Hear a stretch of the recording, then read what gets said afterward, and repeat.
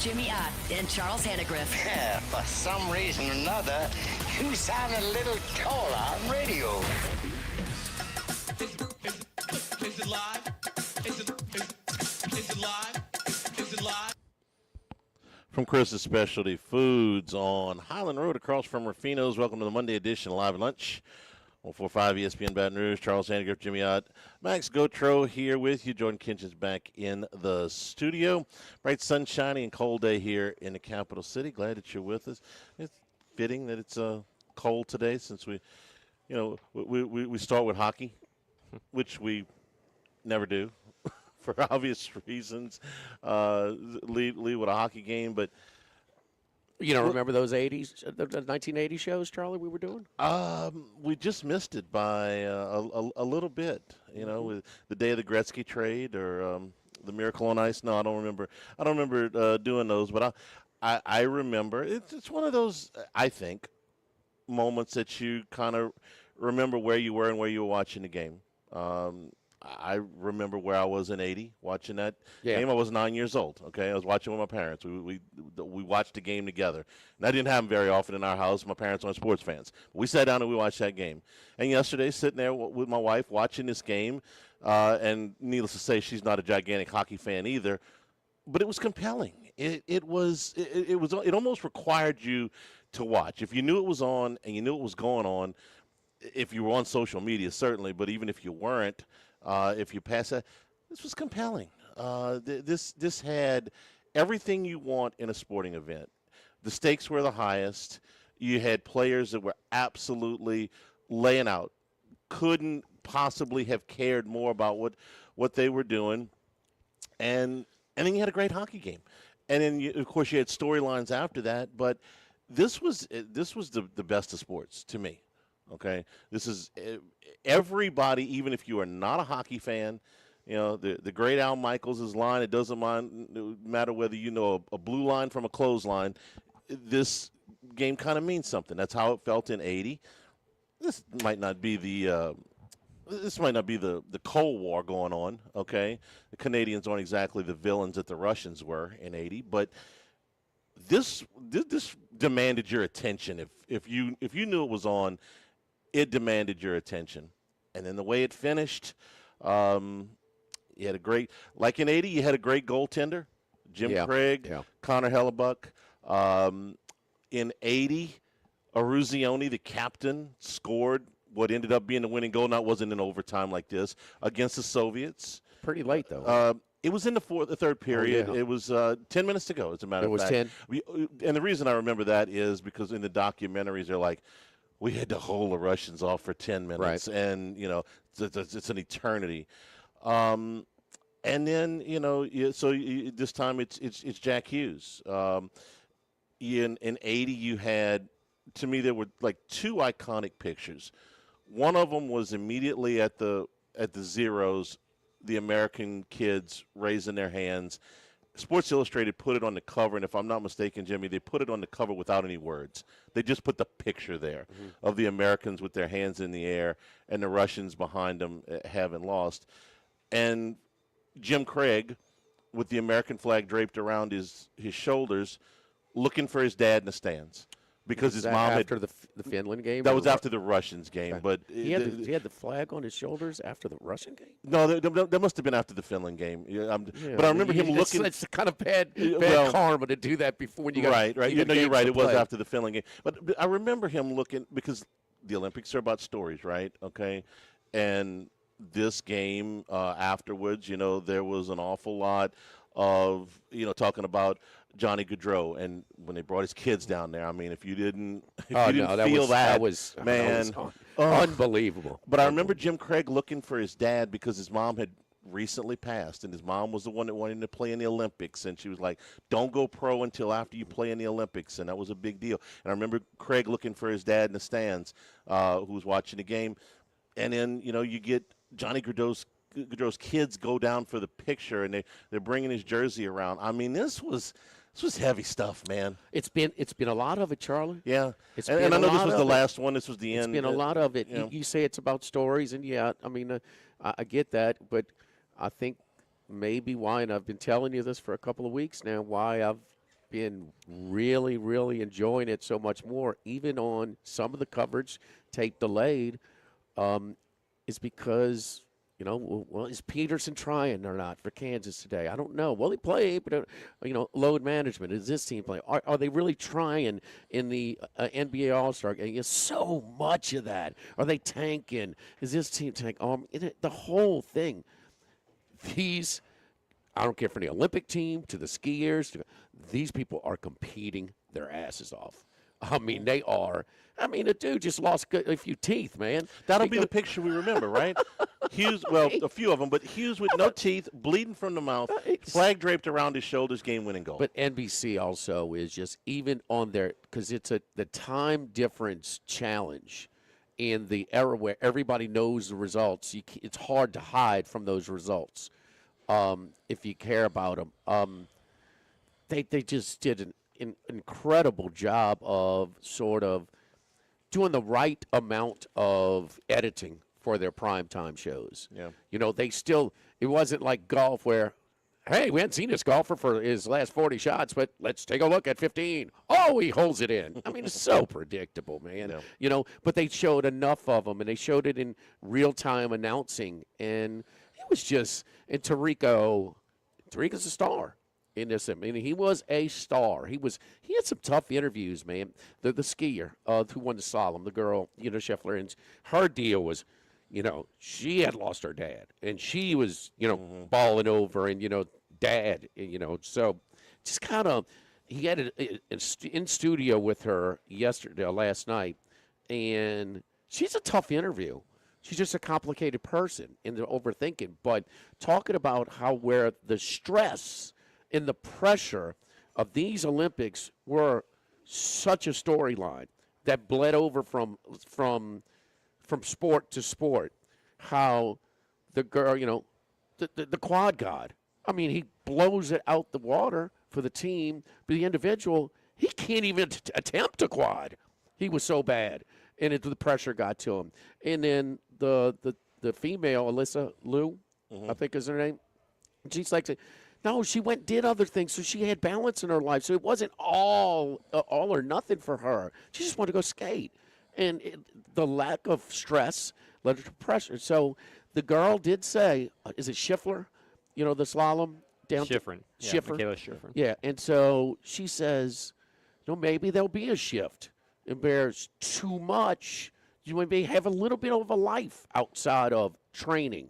Now, you got to train to give yourself a chance, an extreme amount, but it's just kind of where this young athlete in this pressure balance to it was really interesting, I thought.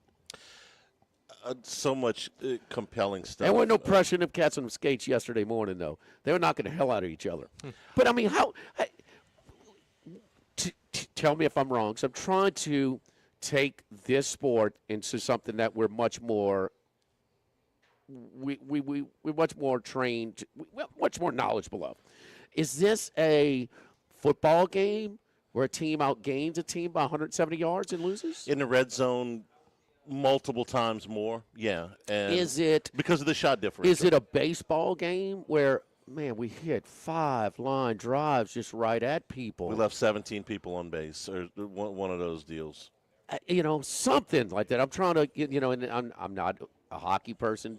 I'm not informed enough to know, but how can you not think Canada's going to win watching that thing? I mean, the shots on goal, my goodness. I mean, they were just hanging on, and even the announcers did a good job. U.S. announcers, they got the 1-0 lead in the first intermission. Okay, the second one is 1-1, and they're like, geez, Canada's bringing it, Jack. The shot advantage in the last 2 periods was 33-18 and felt like more than that. Okay, when I saw the stat, I'm like, gosh, it feels like it was maybe double that. You're holding your breath the entire time with Hellebuck. It's like if this guy doesn't basically become this brick wall, they would have no chance here. And then I read, again, this goes back to the beginning of the thing, they killed every penalty. In the Olympics, including 18, a two-person. Two-man advantage. The announcer, is it Olchik or whatever, is the color guy with Albert. And Kenny Albert got a little run as well on this. A lot of people thought he got some real glowing reviews during his announcing as well. He's not considered to be that elite level guy, but he had some really good call. The women's call was excellent. Yeah, on Friday. So it's Olchik says usually when you have the 2 minute, because it's overlapping penalties, you might have 15, 20 seconds. This was a minute and a half. Which is an eternity. And that guy still stopped him. It was just pow, pow. It was just they were peppering him left and right, and he was just unbelievable. And he kept him in the game, kind of like a hot pitcher. Yeah. You keep him in the game, and you steal it at the end. And the reduced, and because had they play overtime with 5-on-5, advantage Canada. Yeah. 3-on-3, it's way more of a flip of the coin. And didn't you feel like, because when it's going to the overtime, and I know it's 3-on-3, and I looked at Trace, I said, this probably won't last very long. Somebody's going to score very quickly. Well, all you have to do is look at the results for the others. Yeah. We saw our fair share of overtime games. It's not something the fourth in the last 5 or 6. Yeah, it's not something I've watched 100 times, but I know enough to know this is not going to last 8 minutes or something like that. If you're just paying attention the last couple of days in the Olympics, you saw how even in the women's game as well. I mean, it's going to where one announcer said, this is like, you better win that face-off because you're not so sure if you're going to even get the puck back and even get a shot. That's how, offensive friendly it is. So it's just, hockey wins. Hockey wins. You remember those days back when it's kind of watching, seeing what the Flames are doing a little bit after Lake Placid. Oh, after following Jim Craig, but he didn't have a long career, but we were following him. Right. A little bit. We did, and that was the other big similarity to the game. And I know Craig gave up 3 goals in that game, and they won it 4-3, and this was 2-1. But the shot advantage for the Russians in '80 was huge. You have colleagues in Canada as well, and to me, on paper, the Canadians brought way better game than what they had been showing before this gold medal game. They said it was basically their best performance of the whole tournament. I mean, Finland was a good opponent for them, but they struggled in the semifinal where they probably shouldn't have against Slovakia, who was a good team, or I guess the U.S. played Slovakia. No. They struggled in the quarters in the semis. Yeah. Oh, yeah. The Czechs, they had to go to. The Czechs. The semis especially was. And in Finland.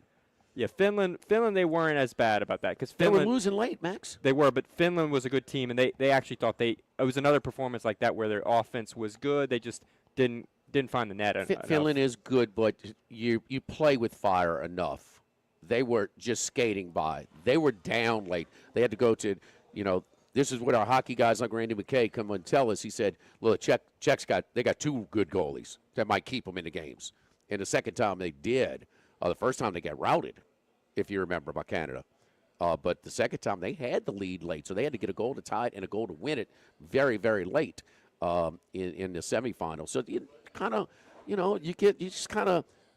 maybe Canada didn't have their extra, knockout punch to just finish, to kind of keeping opponents in the games a little bit more than they should have. Once again, Connor McDavid. I mean, he's supposed to be the best hockey player, and he is, but he once again falls short in a final. He's got the MVP. Yet to have a Stanley Cup. He did. They voted on that after the first period. So that's after the first period. Yes, that's when the MVP voting for that. Well, that's a little bit flawed. Yes, it is.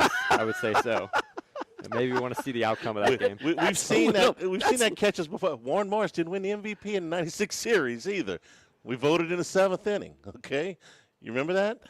This is the Olympic gold medal game. I think they could have waited. Yeah, I mean, we had to write it down and send it. How long did they have a ceremony? Oh, it was at least 45 minutes. Yeah, it was. Yeah, you can. They could have done it. You can much better. Yes. Much better. We're live over here at Chris's Specialty Foods. Man, I was checking out some of the. Oh man, I love this. Cream cheese, jalapeno cream cheese, stuffed boneless chicken thighs. You've got all the different pork sausages. You've got different crawfish etouffee and gumbos that ready to heat to just heat and serve. Or we've got some of the packets with whether it's shrimp creole or crawfish etouffee, chicken and sausage gumbo. We got all of where you kind of basically it's a roux and seasoning packages that we have over here as well. You got it here at Chris's Specialty Foods. No, man, we just ran out. We were overloaded with boudin king cake orders for the Mardi Gras season, so that as well. And don't forget, for lunch during the week, 11 a.m. to 2 p.m., we do small plates like the loaded baked potato steak fries, the crawfish queso, boudin cakes, different soups, salads, and we do platters, sandwiches, rolls as well, po' boys over here at Chris's Specialty Foods. So come on by and see us here on Highland Road, directly across the street from Rufino's. Live at Chris's Specialty Foods, live at lunch, 104.5 ESPN Baton Rouge. Live at lunch. Baton Rouge, get ready for a fiesta of flavor. Whether you're craving sizzling fajitas, cheesy enchiladas, or the best margaritas in town, Las Palmas Mexican Grill and Rio Cantina Mexican Grill have you covered. Bring the family, bring your friends, and bring your appetite. From fresh guacamole to mouth-watering tacos that hit just right, it's not just a dinner, it's a celebration. So why wait? Tonight, make it Las Palmas or make it Rio Cantina, two local favorites serving up authentic Mexican taste right here in Baton Rouge. Las Palmas Mexican Grill and Rio Cantina Mexican Grill, where every night's a fiesta. At Town Square Pizza, we take pride in serving Baton Rouge with fresh, delicious, piping hot, personalized pizza with unmatched speed. Whether you're a downtown worker, a family looking for convenience and value, or an out-of-towner staying at one of the nearby hotels, Town Square Pizza is the spot for you. Try a specialty pizza like the Spanish Town Supreme or custom build your own. Family packs, kids' meals, and salads are available as well. It's hip to be square at Town Square Pizza, downtown facing. What else? Town Square. Go Automotive has a great selection of new cars: Chevy, GMC, Hummer, Chrysler, Dodge, Jeep, Ram. You rather a pre-owned vehicle? Using our resources will help find you any vehicle that you're looking for. Our service department offers VIP service. You never have to come to the dealership. We'll pick up the vehicle at your home or office, drop off a loaner, service the vehicle, and return it when it's done. Mention my name, Jimmy Ott, for VIP pricing. The Chevy Tahoe I drive came from Go Automotive. That's Go Automotive in LaPlace and Plaquemine. This is Charles Hanniger for Home Bank. If you're tired of the impersonal, one-size-fits-all style of banking, you deserve a bank that delivers exceptional service and personalized attention to your needs. That's the Home Bank standard. Since 1908, Home Bank has been a trusted financial partner for your businesses and families because they go the extra mile to help you reach your goals. See for yourself why Home Bank is good for business and good for life. Stop by any South Louisiana, Houston, or Natchez area location or find out more at home24bank.com. Home Bank, member FDIC. If you're near the north side of campus, I need to remind you about a couple of longtime favorites. Highland Coffee is the original specialty coffee shop in Baton Rouge since the 1980s. My personal favorite, love getting my cappuccino from their friendly, knowledgeable staff, roasted right in the shop. Louis Cafe for breakfast and lunch 7 days a week.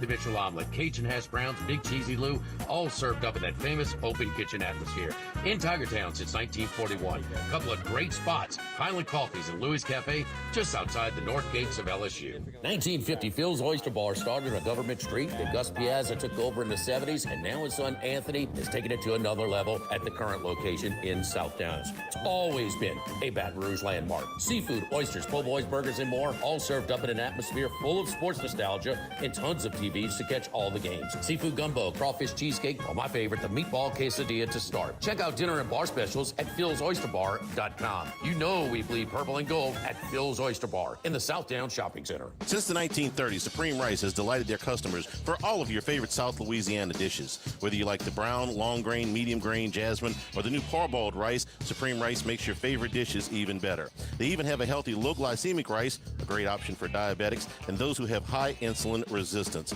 Supreme Rice is proud to be part of the Climate Smart program, which promotes water conservation and reduces methane emissions so future generations of Louisiana farmers can enjoy the same benefits. For more information and great recipes, find them online at supremerice.com. ALS is a progressive and neurodegenerative disease, and we need your help to find a cure. The mission of the ALS Association, Louisiana, Mississippi chapter, is to discover treatments and a cure for ALS, and to serve, advocate for, and empower people affected by ALS to live their lives to the fullest. Whether you are newly diagnosed, a military veteran, a caregiver, or someone looking to learn more about how to navigate living with ALS, they can help. Visit als.org to learn more. That's als.org.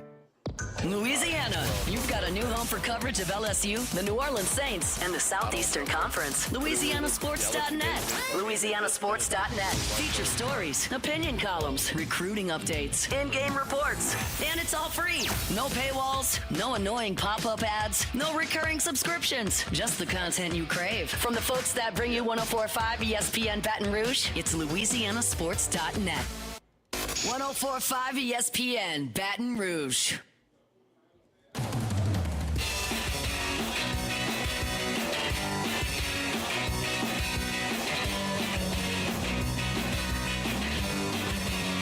Live at lunch with Ott and Hanny. Live from Chris's Specialty Foods on Highland Road.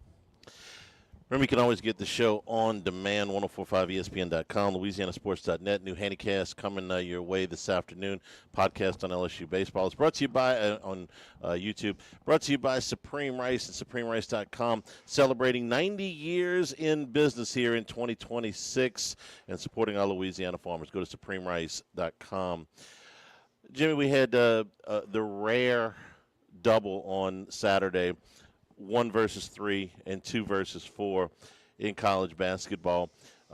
Duke and Arizona both come out on the winning side, the number 3 and number 4 ranked teams anyway. More impressive to you now, Duke getting physical with Michigan and really having a huge advantage on the boards, especially on the offensive side of that thing, and winning by 3 on a neutral site, or Arizona going to Houston and beating the Cougars where they don't lose very often without Coapete and without Dwayne Aristode, one of their key bench guys, winning that game by 7. Which one caught your attention more? Because they were both pretty impressive, I thought. Cameron Boozer is, he's just, who's more physical than him in college basketball? He plays so hard. For a guy that's going to be drafted, he plays, when did he's not? He's just so, but sometimes we've seen these Duke teams pushed around a little bit. But not this, I just, you kind of scoffed at me when I brought up the Karl Malone comparisons. Karl Malone as a freshman in college, I don't think was as big as Boozer is.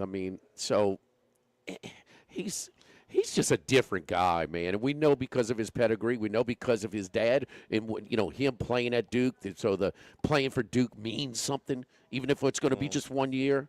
This guy brings it hard, plays hard every time. So I thought Michigan just missed a lot of shots.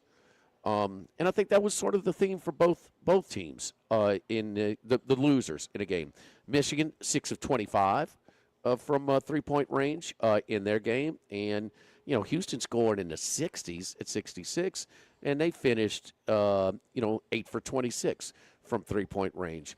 I think the more surprising is Arizona. Because they were out not only with Pete, but another starter as well. And to go into Houston where they're undefeated, that was more surprising to me. But I want to see how Houston responds tonight in Kansas. But I'm not going to go overreact to either one. Sinak, the Newman kid, 13 more boards. He's getting more and more active on the boards. So they just didn't shoot it so well. And the guy that's really shot it best for them is Flemings, and he was 6 of 17. Put him with Sharp. 8 for 28 between those two. That's just not good. But not only that, Charlie, was Arizona led for like 95% of the game. They were winning the whole time. They jumped them. They're ready to play, and it was just like Houston was battling uphill the whole time. Duke led for a big part of the game. I know Michigan made a little bit of a run, but it was kind of they kind of controlled it a little bit more. So the biggest takeaway is that how comfortably these two teams won.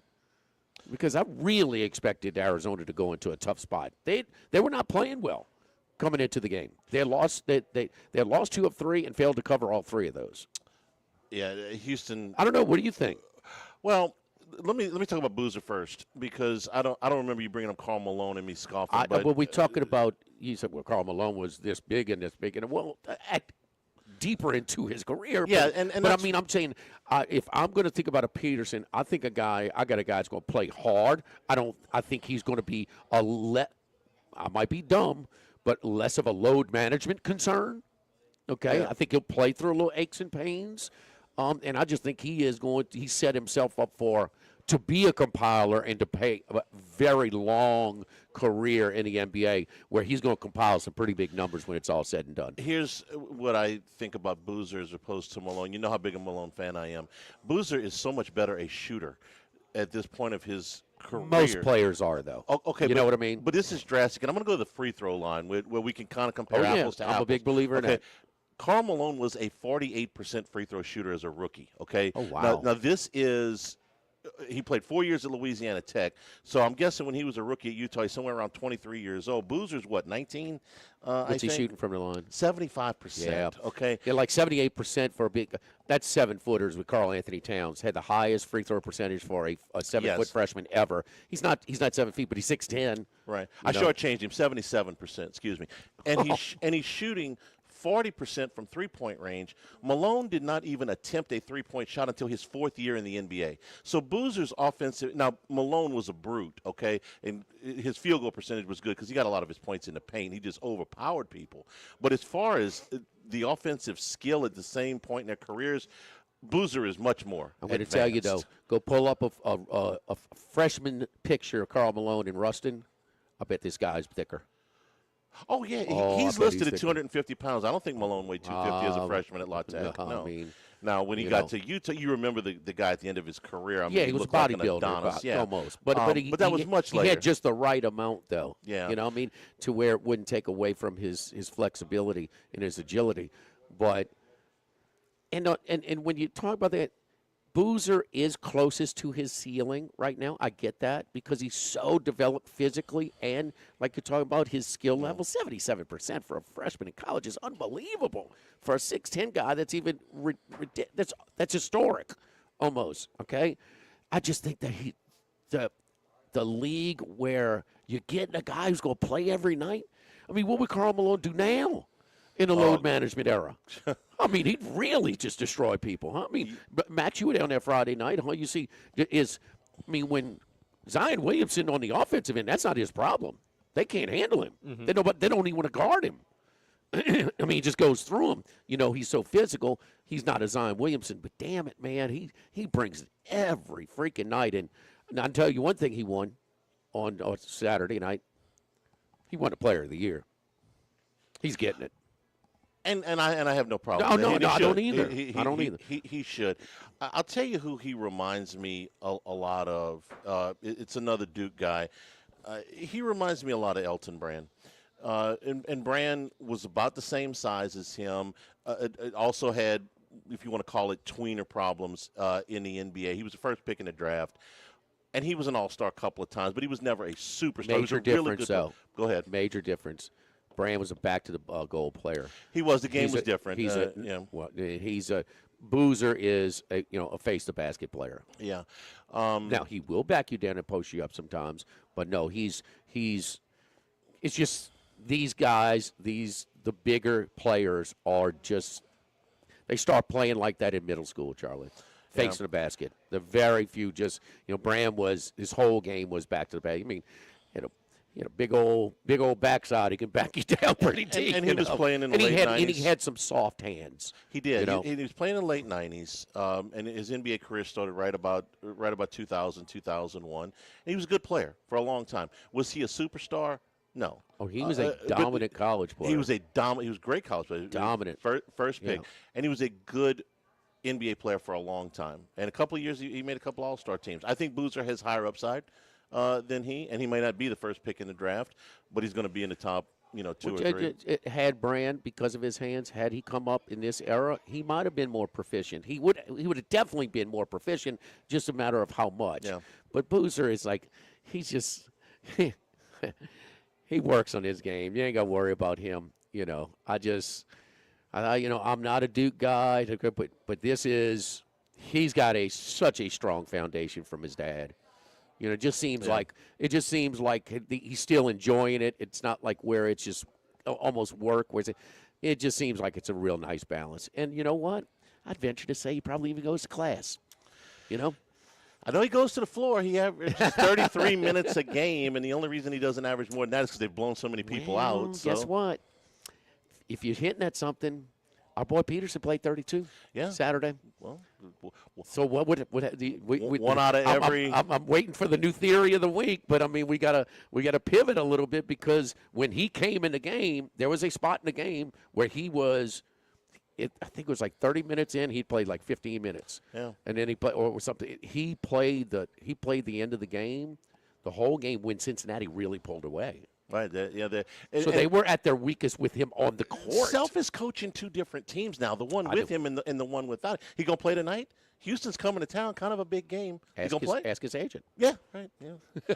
Can we get 15 minutes out of you? How about 18? How about if we throw in a little bit of extra cheese? You play 18 minutes tonight? You like the non-conference game this late? Yes. Yeah. One, okay. And we used to get a little bit of this. LSU did a little bit of this in the Dale Brown era. They'd play one of those either late January or February games. Well, more recently, the SEC, ACC challenges of Big 12 have been deeper in the season.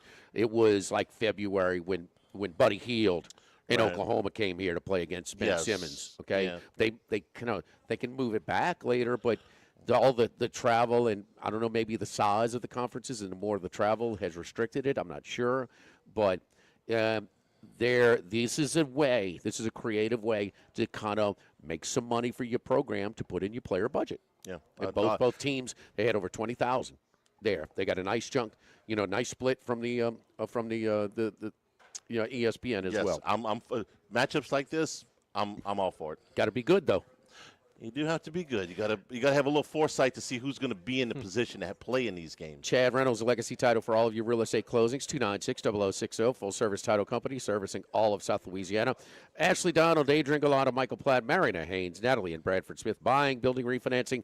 Nobody choose but you. Choose our friends at Legacy Title. Chad Reynolds, a legacy title. 296-0060. Live at Chris's Specialty Foods. Live at lunch. 104.5 ESPN Baton Rouge. Live at lunch. The Live at Lunch with Ott and Hanny Restaurant Club. Sammy's Grill on Highland Road. A hometown favorite for tailgating and watching LSU games since 1988. Snow Seafood and Steak for over 50 years on Airline, Highway, and Highway 74 in Gonzales. Dozy Place for hand-cut steaks on Government Street and Mid-City. Louis Cafe, a Baton Rouge landmark since 1941. Just outside the north gates of LSU. Fin Bomb, sushi, burrito, poke, ramen at Burbank and Lee. This is Charles Hanniger for Total Maintenance. For AC and heating, generators, electricity, plumbing, and more, Total Maintenance is your one-stop sales and service shop for all these needs. One of South Louisiana's oldest and largest AC and heating companies. Since 1980, their slogan has been service today, every day, so no one ever has to go to sleep hot. They're an authorized dealer for Carrier, American Standard, Daikin, and Rheem AC units, for Generac and Cummings generators as well. And now, for all of your electrical and plumbing needs, in Baton Rouge, call 480-1000. In New Orleans, 841-3300. Service today, every day. Total Maintenance. This hour of Live at Lunch with Ott and Hanny is brought to you by Dana Brown at the law offices of O.C. Brown, 343-1111, and ocbrown.com. Roto-Rooter for all your plumbing needs, 925-8710. Supreme Rice, grown, milled, processed in Louisiana since 1936. United Community Bank, the local way to bank big. Tex Morris at Edward Jones Investments on Jefferson Highway, 928-8659. Total Maintenance, your one-stop shop for AC, electrical, generators, and plumbing. Service today, every day for Total Maintenance. And Coastal Capital Advisors. Markets evolve. We adapt. Sammy's Grill on Highland Road since 1988. A hometown favorite for tailgating and watching LSU games in a casual atmosphere with the friendliest service. Right now, we're boiling crawfish 7 days a week, Monday through Friday. First batch comes out at 5 p.m., weekends at noon. Sammy serves a wide mix of authentic Louisiana food prepared to order with the best ingredients available. Fresh Louisiana seafood, Cajun favorites, burgers, and po' boys, all built from scratch. Our kids' menu and popular appetizers are sure to please the pickiest of eaters. Sammy's Grill on Highland Road, near Starring since 1988. Now, everybody's been to Louis Cafe by campus. Heck, it's been around since over 80 years now. We're still doing delicious omelets like the Mitchell, cheesy grits, big cheesy Lou, and those Louis Original Cajun hash browns. We now offer a pickup window. Just call in your order at 346-8221. Give us 15 or 20 minutes, and we'll have it ready for you. Our hours are now 6:30 a.m. to 2:30 p.m., 7 days a week. So next time you visit campus, make it a point to stop by and visit an old friend. Louis Cafe, just outside the north gates of LSU.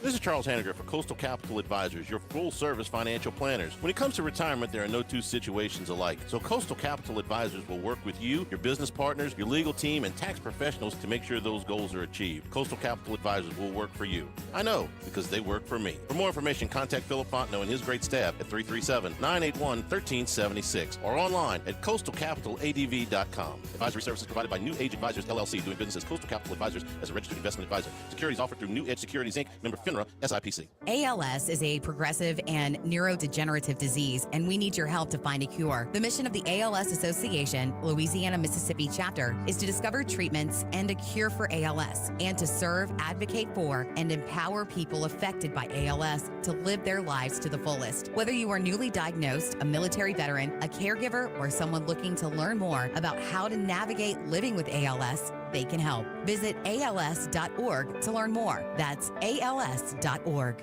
Click through the static and listen to 104.5 ESPN Baton Rouge in high definition. Simply tune to 98.1 and select HD2. Live at lunch with Ott and Hanny. Live from Chris's Specialty Foods on Highland Road. Jimmy, Charlie, and Troy. Three best buddies sitting around talking sports bets. Let's welcome in Troy Macker from Bet Rivers. Troy, what was the biggest highlight of your weekend, buddy? It probably has to be Sunday morning, right? There's a lot of good college basketball. Obviously, that Duke-Michigan game was really, really high quality. Not like a ton of massive takeaways, big opinions, but I think it has to be Sunday morning. I mean, we spoke on Friday. Canada, USA, gold medal hockey, men's or women's, doesn't matter. It's such a big event, especially now that you have the pros back. This was better than any All-Star game we've ever seen in the NHL, and obviously USA coming out on top in overtime. I mean, that's pure nerves. That was it for me. No doubt. And we got to, the NBA, which they had their All-Star game, was a disaster, and they tried to mimic the Four Nations, but but the NHL All-Star games still suck. I mean, those are not nothing. Those aren't. They're not getting after it like this or like the Four Nations, and it just works. And you have enough and it was even better because the games were more competitive on Canada's side on their path, way more competitive than people anticipated. And I got to tell you, maybe what was the one? What year was it where Canada won in overtime late? It wasn't his 3-on-3 format, but I mean, it was. That was what? 2010. 2010, and where was it? Do you remember? In Canada. Okay, that's why we watched it on Sunday afternoon. Exactly. Yeah. Yes. Okay, so that's why there were less, but a time restraint. But hey, first time on the East Coast, you guys get the better of it, huh? 8 o'clock is much more tolerable than 5 a.m. like the Pacific, the Pacific Coast. But it was, Troy, you're way more. You're just way more, I guess, affluent in soccer. I mean, in hockey than we are, and we were just blown away with this tournament and in its result on Sunday. Because I don't know if the U.S. got outgained by 170 yards and still won, or they left 17 on base and still won, or had too many line drives, and the U.S. had a couple of dribblers, but it sure looked like it's. I mean, the goalie just kept him in it for him to steal it at the end, and that format, I think we're pretty. We know this about that 3-on-3 overtime format. It's way more of a flip of the coin. Oh yeah.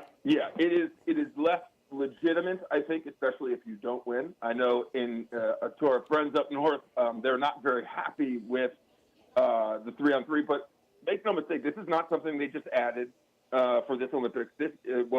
I didn't know this, but I found it out that the IAHF, the International Ice Hockey Federation, put this in their collective bargaining agreement in 2019. So this has been the case in all international hockey competitions, 3-on-3 overtime, for 7 years. So this is not some new wrinkle to even the playing field for the U.S. or whatever.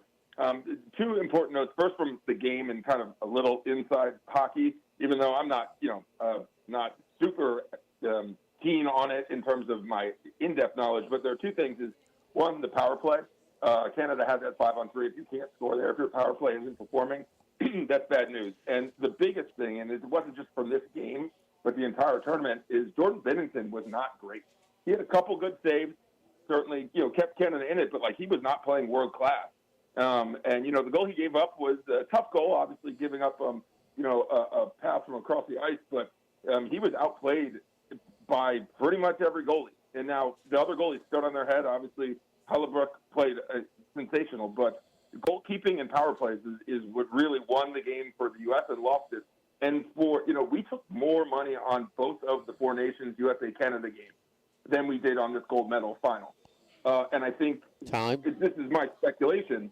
It has everything to do with the time. Yeah. A lot of people watch the game, but you're not, at 8 a.m. you're rushing to get to a bar. I'm trying to feed my kids breakfast while also watching. I don't have a lot of time to also place bets as a recreational bettor. I didn't place them the night before.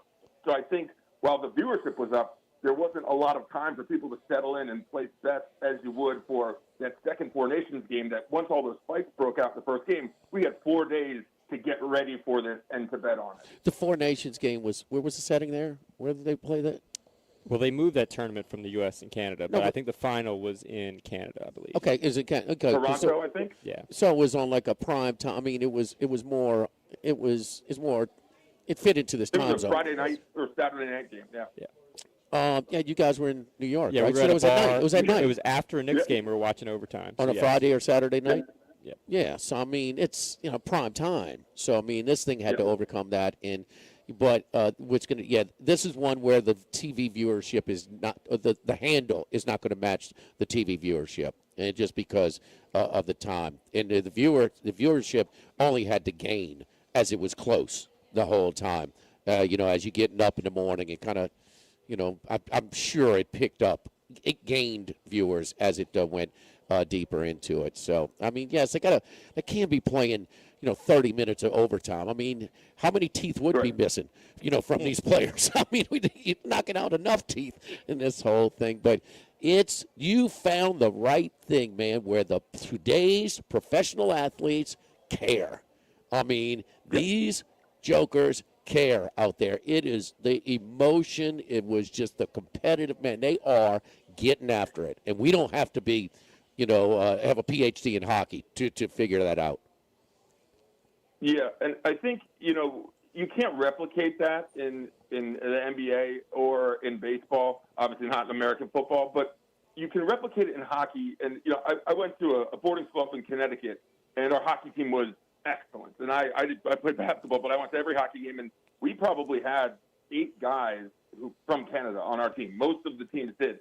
There is, and they all get along, but the Canadians and U.S. hockey players, it is a big brother, little brother scenario. Even if you're friends, Canada thinks they're far better than U.S. hockey players, just in talent and all that stuff. So this is, some people I heard saying, well, wrestling's a bigger rivalry for Canada because they have more gold medals. No. This is in as far as American international sports, this is the biggest rivalry. Bigger than USA, Mexico, and soccer, in my opinion. Well, the U.S. had to win. They had to win one. Yeah. I mean, they just can't come up short, just short over and over and over. And, I mean, I thought that game, you talk about 2010 in Canada, I thought it was more competitive than this one. You just had the goalie. Yeah. The MVP was the goalie. I mean, come on, man. The guy saved. He had a free shot. He saved it with a stick.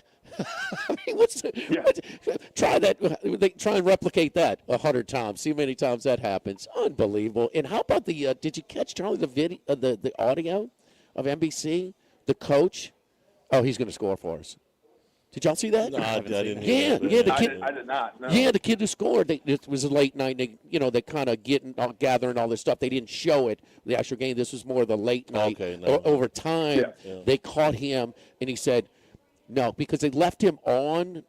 They were considering because they were making some switches even on 3-on-3, they were saying, no, keep him on. He's going to score for us. And he had the high stick that put him in the bind at the end of in regulation. Did you hear what he said after the game? He says, "Man, look, I was going to be the GOAT. Not the greatest of all time. Like, I was going to be the GOAT of this thing because they were going to score on us when they had the power play because I got called for a high stick." Troy, correct me if I'm wrong, but I think there was a little bit of controversy on this roster that was sent in, and some people thought that Jack Hughes wasn't deserving on this roster, that they were just kind of catering to his He's smaller than the Hughes. rest of the guys, first of all. He's a little guy, but he just scored. I mean, he keeps scoring all the key goals.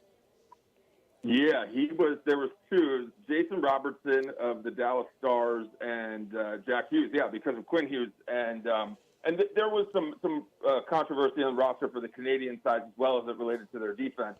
But I mean and the fact that he lost his teeth as well, he was bloodied.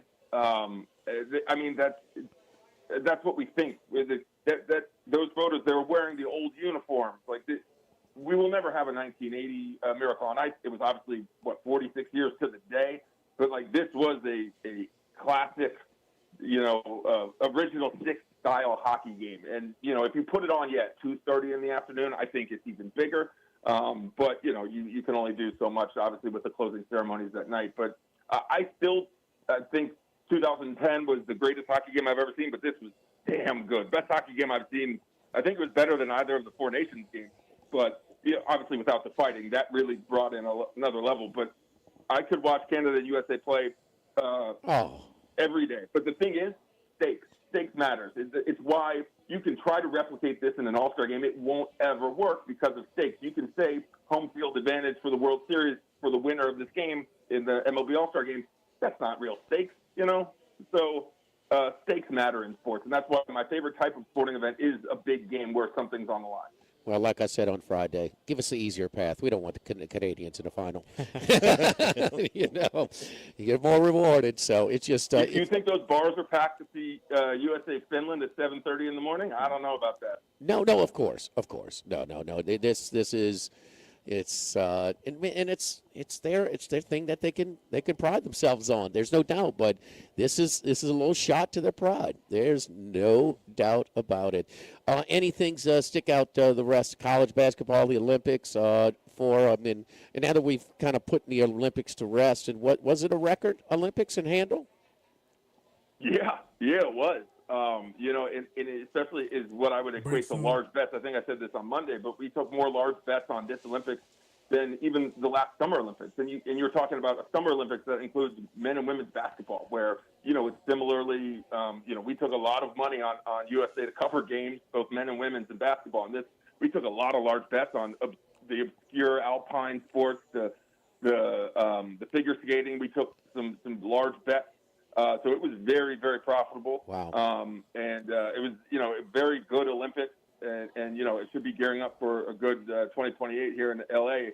The only other two takeaways from college basketball, we haven't really talked a lot about this. I'm sure you guys have. But the Darren Peterson situation at Kansas is a massive concern now for the team, for their March outlook, and honestly, like the state of NIL and contracts and things like that. And then the Duke-Michigan game, Michigan came in red hot. Duke is very good, but they had lost that week. We were taking like 3-1 Michigan to Duke on the dollar. It was insane how little money Duke was getting compared to Michigan when these are the number 1 and 3 team in the country. So there was some recency bias. If they play again in the tournament, I'll watch it 100 times. That was a great game, but no real takeaways other than Duke did the things far better than Michigan in the areas that Michigan we thought would have the advantage. Yep, and the good thing is that, unlike that Canada game, the daddy-daughter dance is not in the morning on Sunday morning. They're not going to schedule daddy-daughter dances on Sunday morning, right, Troy? I have a pre-K daughter, so that dance for her was 45 minutes long. I was able to watch the entire second half, which is good. There you go. Follow Troy on Twitter at Troy Macker. That's Machir. Thank you, Troy. We'll talk to you Friday. Thanks, guys. Hockey, man. We stole the show, huh? The Olympics. It was every bit of the climactic end to the Olympics that you could want. Live at Chris's Specialty Foods, live at lunch, 104.5 ESPN Baton Rouge. Live at lunch. The Pierrepont Store, and now the Thibodeau Store, your local experts in construction supplies. You know they can handle your contractor supplies for all jobs, big and small. The extensive selection of plumbing, electrical, and hardware supplies are endless, and they can even deliver it to your job site. If you need lumber, no problem. Available for pickup and delivery from Pierrepont. Top-notch tools and expert advice, it's local service. From the Thibodeau Store, 900 St. Patrick Highway in Thibodeau, and online at thibodeaustore.com.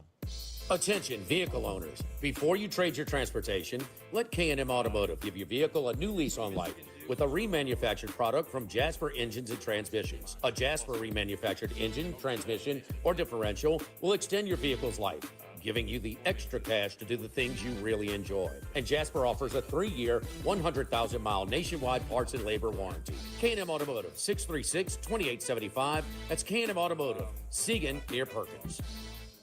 Workbox can handle all of your movable storage needs, commercial and residential. Our shipping containers come in various sizes, 8x8, 8x10, 8x20, or even 8x40 feet. Not just one size. These units can be customized for any use. Custom lunchrooms, offices, work sites for plumbers or welders, dual purpose, part office, part storage, climate control, shelving, lighting, using different materials, whatever you need. Give my buddy Martin Padial at Workbox a call at 343-4886, 343-4886, and workboxllc.com. Have you been arrested or even issued a traffic ticket? Everyone makes mistakes. Hi, I'm Dana Brown from the law offices of O.C. Brown. If you find yourself in an unfortunate situation with the law, call us today and we can help you resolve your problem, whether it's just a traffic matter or something more serious. No criminal matter is too big or too small for us to aggressively and effectively represent you. Before making any decisions, call us at 225-343-1111 for your free consultation. You can also visit us at ocbrown.com. The law offices of O.C. Brown, your law firm for a lifetime. By now, you know that we do our show every other Tuesday at the Crowntown Room at Doe's Eat Place. The Crowntown Room is ideal for larger groups, or if you just want to watch the game on one of our 3 large TVs. The tamales are the most popular appetizer, but don't forget the seared tuna with a sriracha glaze. For the perfect blend of sweet and spicy, you can't go wrong also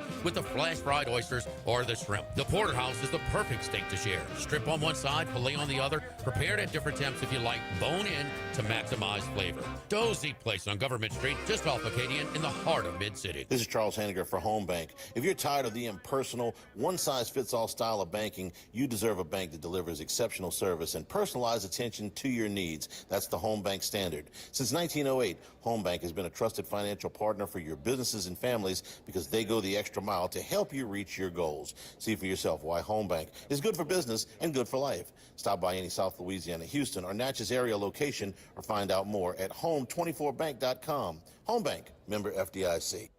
Louisiana, you've got a new home for coverage of LSU, the New Orleans Saints, and the Southeastern Conference. LouisianaSports.net. LouisianaSports.net. Feature stories, opinion columns, recruiting updates, in-game reports. And it's all free. No paywalls, no annoying pop-up ads, no recurring subscriptions. Just the content you crave. From the folks that bring you 104.5 ESPN Baton Rouge, it's LouisianaSports.net. ALS is a progressive and neurodegenerative disease, and we need your help to find a cure. The mission of the ALS Association, Louisiana, Mississippi chapter, is to discover treatments and a cure for ALS, and to serve, advocate for, and empower people affected by ALS to live their lives to the fullest. Whether you are newly diagnosed, a military veteran, a caregiver, or someone looking to learn more about how to navigate living with ALS, they can help. Visit als.org to learn more. That's als.org. There's more than one way to listen to ESPN Baton Rouge on the radio at 104.5 and 104.9 and 98.1 HD2.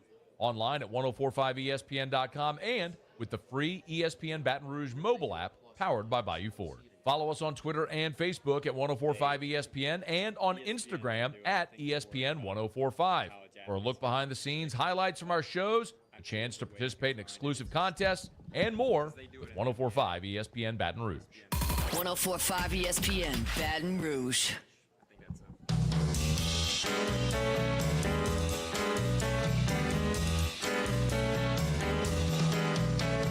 Live at lunch with Ott and Hanny. Live from Chris's Specialty Foods on Highland Road. Talking about Darren Peterson and the effect that Troy was touching on, and they will host the Houston Cougars tonight. Houston 1.5, a slight road favorite in that game tonight in Lawrence, Kansas. He did play 32 minutes. I checked in the middle of the game when it was tight, and it was pretty much a point or two. I mean, it was very, very tight for like the first 30 minutes or so. But down the stretch, he played a lot more. He played 32 minutes. To put it in perspective, of the last 10 games he's played, 4 of them have been in the 30s. So he played more minutes than usual, and that's when Cincinnati pulled away. Cincinnati outscored the Kansas 48-34 on the road. On the road, that's a team that was 6-7 in the Big 12 entering that one against Kansas. So really a low spot. And as far as the betting public as well, about when this kind of started, about 2 or 3 weeks ago, Peterson was still a significant favorite to be the number one pick, between minus $4.50 and $5. He's now down to minus 125. It's in a slight plus money on A.J. DeBonsa out of BYU. So almost a pick 'em now from where it was minus 450. And who else is in there? Cameron Boozer's at plus 850, and then there's a huge gap. Everyone else is 100 to 1 or higher at that point. So it's Peterson, DeBonsa, and then Boozer with a slight, distant third. That's where it is right now. So we will see. But Peterson, that wasn't a problem. Him playing, he just didn't play effectively, and his team didn't play as well with him on the floor as well. We'll take a timeout as we continue live at lunch, live from Chris's Specialty Foods on Highland, right across from Rufino's. Caesars Sportsbook is the only sportsbook app with Caesars Rewards. Bet on gridiron action and earn perks on every game like hotel stays, bonus bets, game tickets, and more. Download the app using promo code RADIO250BM, RADIO250BM, and get your first bet matched as a bonus bet up to $250 whether you win or lose. Open to new users in Louisiana, age 21 or older. Licensed in Horseshoe, Bossier City, and Caesars New Orleans. Minimum odds minus 500. Reward is non-withdrawable bonus bet that expires 14 days after receipt. Bonus bet amount not returned for winning bets. Void where prohibited. See Caesars.com/promos for full term. If you or someone you know has a gambling problem, call 1-800-GAMBLER. Since the 1930s, Supreme Rice has delighted their customers for all of your favorite South Louisiana dishes. Whether you like the brown, long grain, medium grain, jasmine, or the new parboiled rice, Supreme Rice makes your favorite dishes even better. They even have a healthy low glycemic rice, a great option for diabetics and those who have high insulin resistance. Supreme Rice is proud to be part of the Climate Smart program, which promotes water conservation and reduces methane emissions so future generations of Louisiana farmers can enjoy the same benefits. For more information and great recipes, find them online at supremerice.com. This is Charles Hanniger for Coastal Capital Advisors, your full-service financial planners. When it comes to retirement, there are no two situations alike. So Coastal Capital Advisors will work with you, your business partners, your legal team, and tax professionals to make sure those goals are achieved. Coastal Capital Advisors will work for you. I know, because they work for me. For more information, contact Philip Fontenot and his great staff at 337-981-1376 or online at coastalcapitaladv.com. Advisory services provided by New Age Advisors, LLC, doing business as Coastal Capital Advisors as a registered investment advisor. Securities offered through New Edge Securities, Inc., member FINRA, SIPC. Go Automotive has a great selection of new cars. Chevy, GMC, Hummer, Chrysler, Dodge, Jeep, Ram. You rather a pre-owned vehicle? Using our resources, we'll help find you any vehicle that you're looking for. Our service department offers VIP service. You never have to come to the dealership. We'll pick up the vehicle at your home or office, drop off a loaner, service the vehicle, and return it when it's done. Mention my name, Jimmy Ott, for VIP pricing. The Chevy Tahoe I drive came from Go Automotive. That's Go Automotive in LaPlace and Plaquemine. When it comes to celebrating life, there's no better place than Rufino's. With locations in Baton Rouge and Lafayette, Rufino's is a steak, seafood, and Italian-inspired restaurant that focuses on the celebration of life, regardless of the occasion. Whether it's the food they serve or the service they provide, their goal is to ensure a remarkable experience for their guests that is always remembered.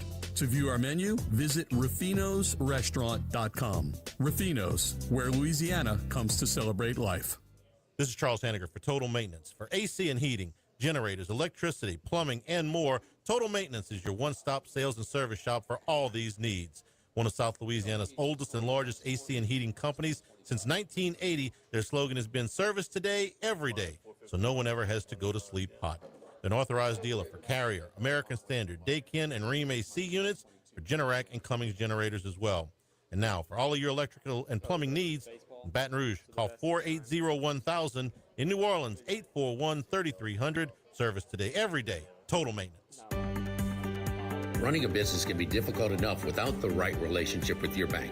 With United Community Bank's local business bankers, you're not just a number, you're a partner. Contact Heath Meir, Nicole Glover, Hunter Creed, David Campbell, or David Henry to discuss how we can help your business today. United Community Bank, the local way to bank big. Locations from Baton Rouge to Golden Meadow. We've been serving the people of Southern Louisiana for over 60 years. United Community Bank, member FDIC, equal housing lender. Banking shouldn't be complicated. Gulf Coast Bank and Trust aims to make it feel like a breeze. With powerful digital tools and personal local service, they give you the confidence of a big bank with the heart of a community bank. Get to know Gulf Coast Bank and Trust and coast into better banking. Member FDIC. Why do billion-dollar insurance companies regularly delay and deny valid claims? Because that's how they got to be billion-dollar insurance companies. If you've been injured, I'd like to help. Spencer Callahan is the one to see. Call 387-2323. LA filing number 16-7969. WNXX Jackson, KNXX Donaldsonville, and WDGL HD2 Baton Rouge. This hour brought to you by Spencer Callahan Injury Lawyers. LA 21 12681. Offices in Baton Rouge. I wanted to see how they did it.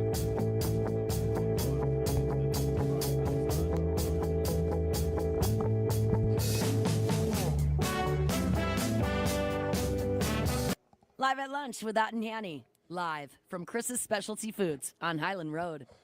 And we'll return here at Chris's Specialty Foods. Come by and see us for lunch here, right across the street from Rufino's.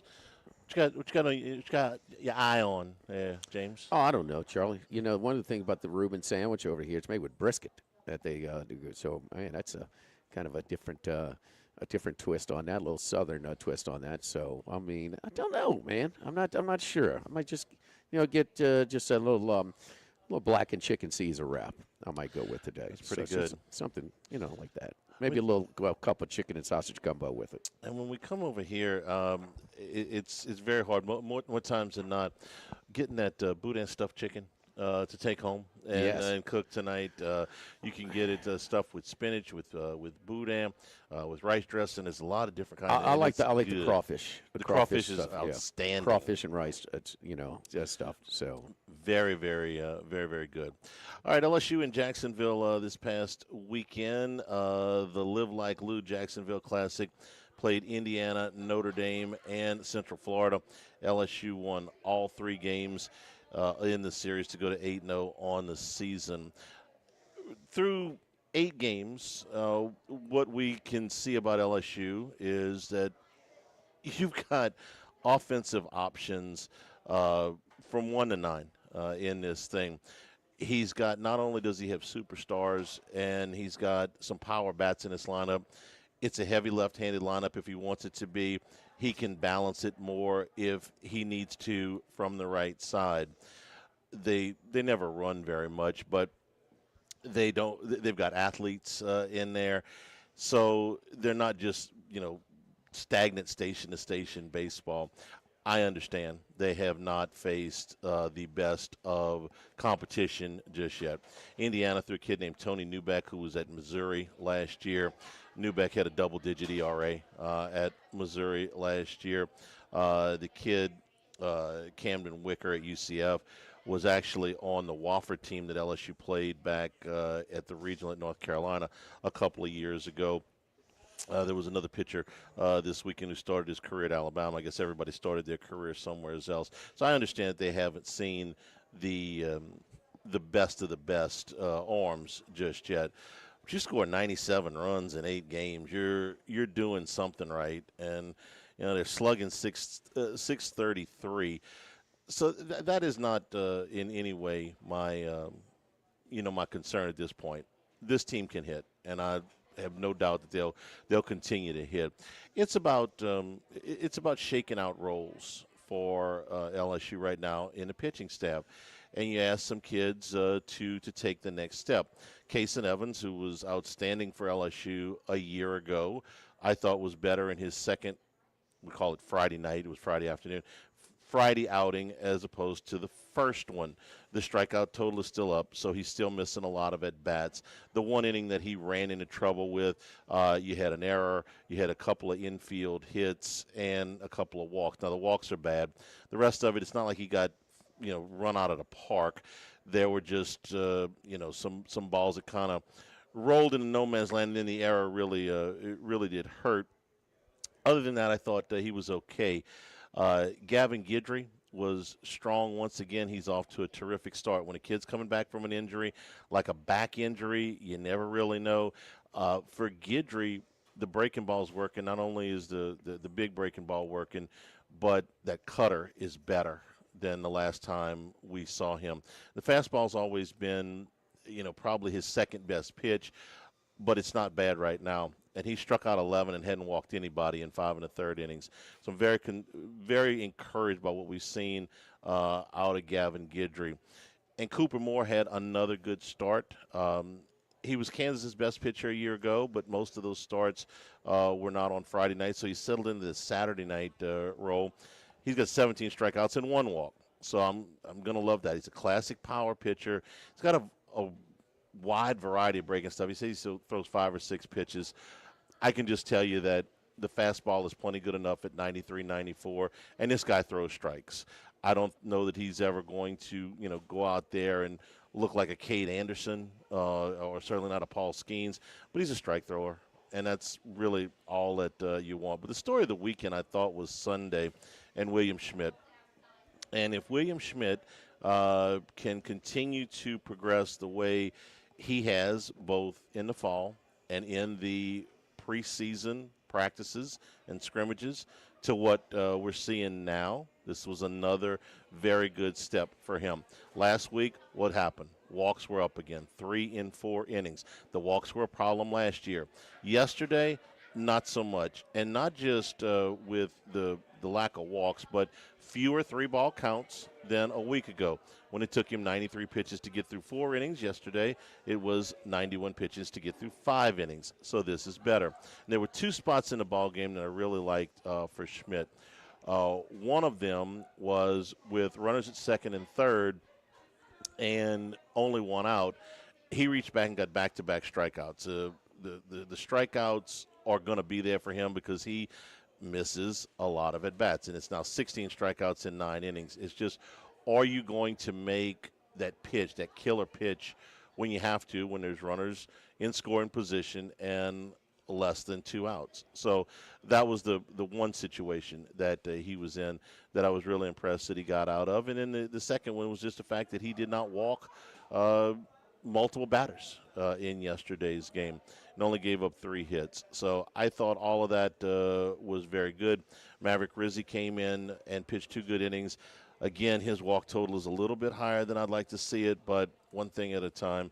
So a good weekend for LSU with 3 wins. None of these games, the Friday game, they had to come from behind. The score got out of hand, but they were actually trailing going into the 8th inning when they put up the 9 spot and won that game going away 14-7. One other item of note on the weekend, Kent State, who was here on Monday and LSU went to Knoxville and beat Tennessee 2 out of 3 and lost in the other game by a single run. Word around the campfire is Kent State's not just your garden variety mid-major, that they're a little bit better than that. That weekend in Knoxville caught some people's attention. So it's one game in the middle of the week, but a little something just to keep your eye on. So a good weekend for LSU baseball. They are back in action tomorrow night. Well, you're talking about so with Schmitty, he, he's a first-round draft pick material. Yeah. Okay, he's a first-round draft pick talent, and just didn't, had a rough transition. It's about projection. It's not about where you are right now as a finished product. So we've seen that balance. We've seen some college players perform much higher than where they were projected at professional ball and vice versa. But he also had that growth spurt kind of late in his high school career. And, even Ben McDonald will tell you that the taller you are, the harder it is to kind of gain command of your stuff. And we know about his stuff. That's why, the spin rate stuff, that's why he was going to be drafted so high. It's so important. But just kind of fine-tuned. Now, he did have 2 wild pitches.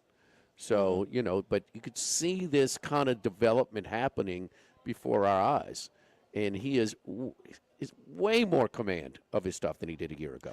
Yeah. And it didn't start with the year. There's some of the fall ball and stuff. We're getting some of the – but you want him to miss, like you said, Charlie, miss bats. But, you also got to challenge hitters. And maybe he's just trusting his stuff a little bit more as well. I don't know his breakdown on his fastball and his breaking stuff, what they are, the breakup down. But he still, you want to look at a big inning in college baseball, or big inning anywhere, you usually have a couple of walks or hit batsmen in there.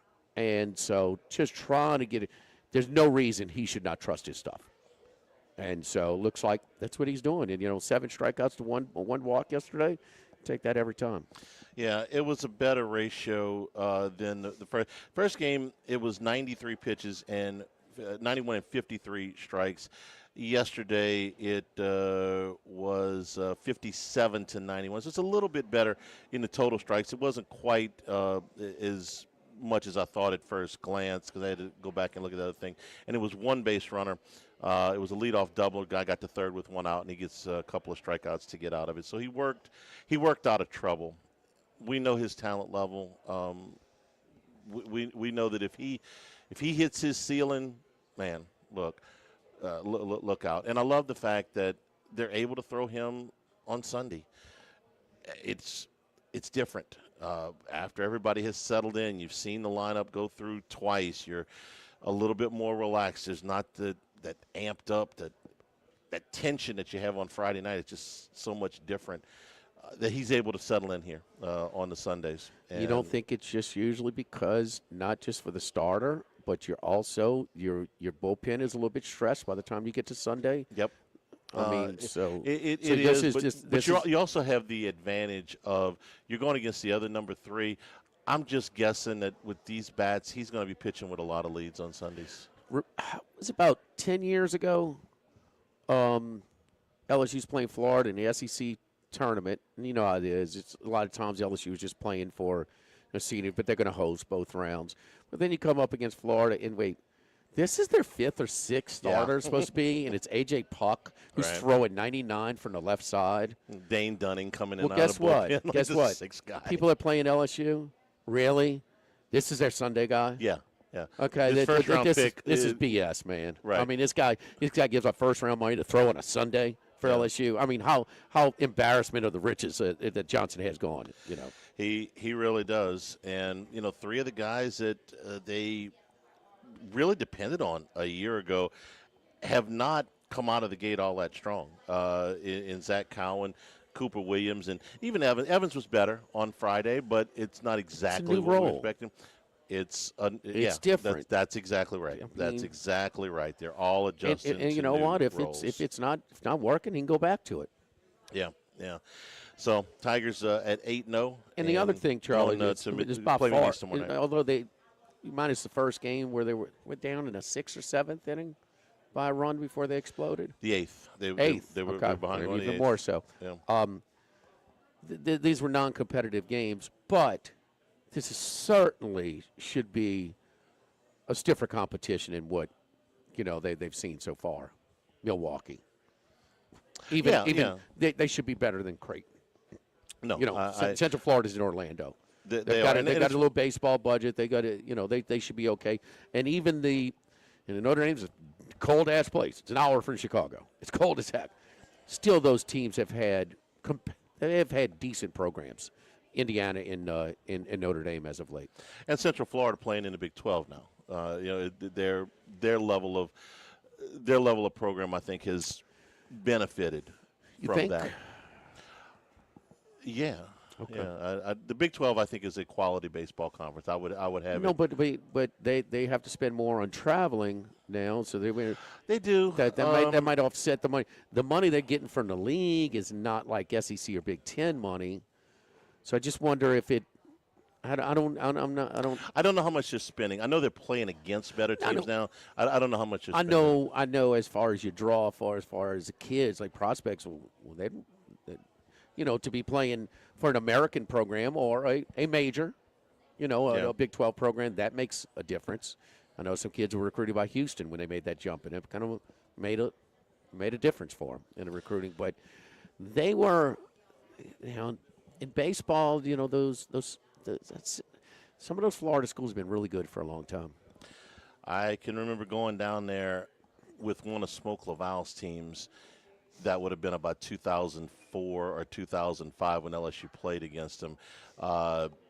Suffice to say, the program's come a long way since then with facilities and the league that they're in now. So it's a better a better program. Charlie, you mentioned that Kent State win looking a lot better. They're 11th in the way too early RPI if you want to look at that. But unfortunately, you're getting Northeastern a couple times this weekend. Sadly, they're not the team they were last year. They're 0-5. They've been run ruled 3 times at this point. They had won like 30 in a row at the end of last year. Yeah, they won were into the tournament. One of the streaky hot crazy. teams going in last year, but not the same this year. Yeah, we'll see.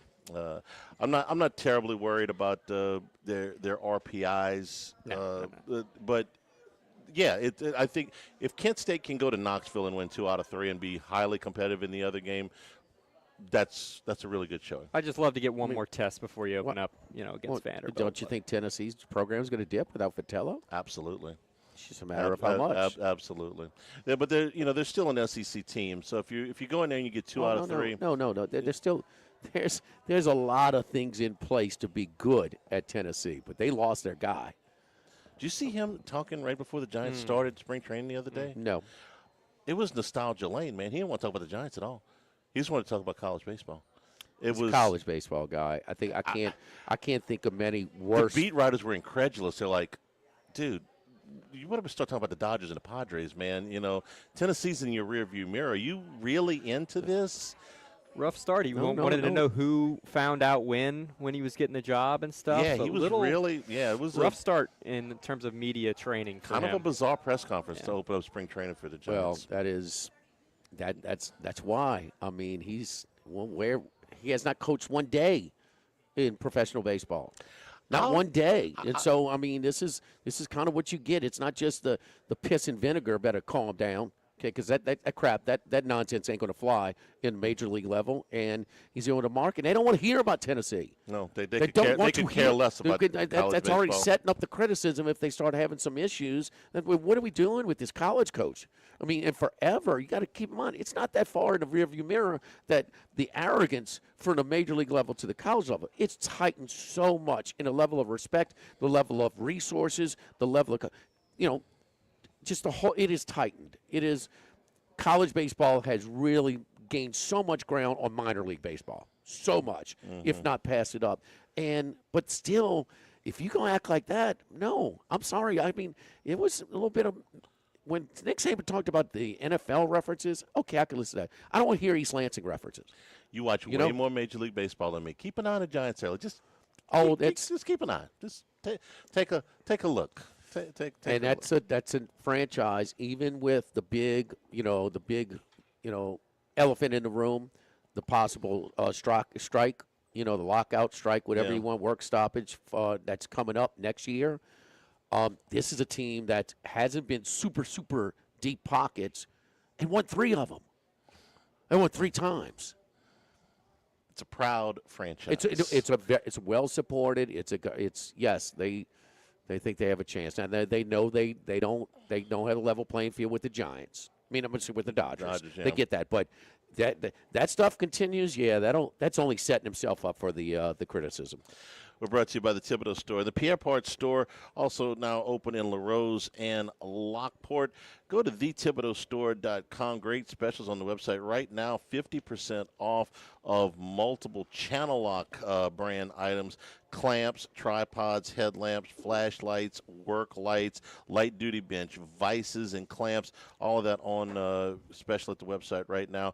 You're getting ready for tailgating out at Alec Box Stadium. Well, your outdoor cooking equipment, both for your home and the portable stuff, pots, burners, grills, griddles, all of this available at the Thibodeau Store. The weather's a little bit cold today, okay? The warmer weather is coming, Jimmy. Trust me, spring will follow winter, okay, every year. So when we get out there with the good weather for tailgating, want to get you supplies at the Thibodeau Store, all your accessories to go with it, too. In somebody's words, you don't get credit for predicting the spring, Charlie. It is kind of an easier than predicting Tony Vitello will be back in college baseball by 2028. The Groundhogs were wrong like 75% of the time, apparently. The Groundhog is an absolute terrible predictor of spring. That thing's so outdated. Oh, no, they need somebody else. Get a kangaroo or something. I don't know. That Groundhog's got to go. Ask Bill Murray. The Thibodeau Store, 900 St. Patrick Highway in Thibodeau, in Pierreport. It's on Highway 70 and online. It's thethibodeaustore.com. Live at Chris's Specialty Foods. Live at lunch, 104.5 ESPN Baton Rouge. Live at lunch. the Pierre Part Store, and now the Thibodeau Store, your local experts in construction supplies. You know they can handle your contractor supplies for all jobs, big and small. The extensive selection of plumbing, electrical, and hardware supplies are endless, and they can even deliver it to your job site. If you need lumber, no problem. Available for pickup and delivery from Pierre Part. Top-notch tools and expert advice, it's local service. From the Thibodeau Store, 900 St. Patrick Highway in Thibodeau, and online at thibodeaustore.com. With all of the financial headlines, are you worried if your retirement savings will last? The market's ups and downs can keep you guessing, especially if you're approaching retirement or considering it. If you have more questions and answers about what's next, let's work together to help ensure you're prepared for your journey. After all, retirement isn't the end of the trek, it's a new beginning. Stop by your local Edward Jones advisor. Text Morris on Jefferson. Edward Jones, member SIPC.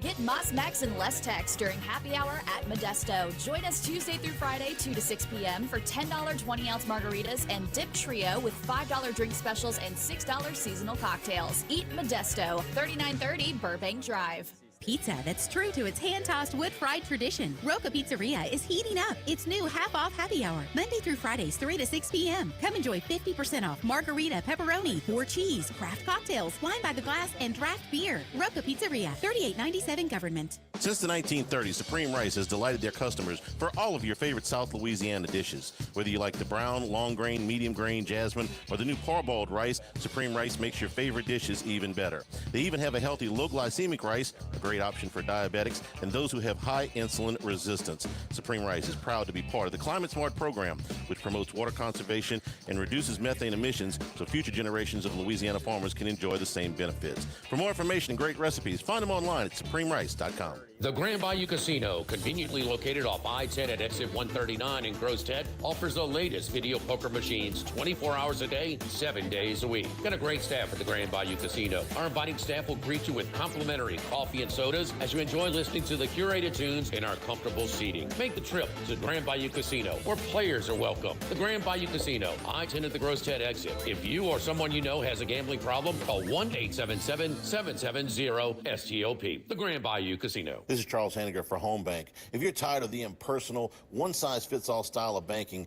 you deserve a bank that delivers exceptional service and personalized attention to your needs. That's the Home Bank standard. Since 1908, Home Bank has been a trusted financial partner for your businesses and families because they go the extra mile to help you reach your goals. See for yourself why Home Bank is good for business and good for life. Stop by any South Louisiana, Houston, or Natchez area location or find out more at home24bank.com. Home Bank, member FDIC.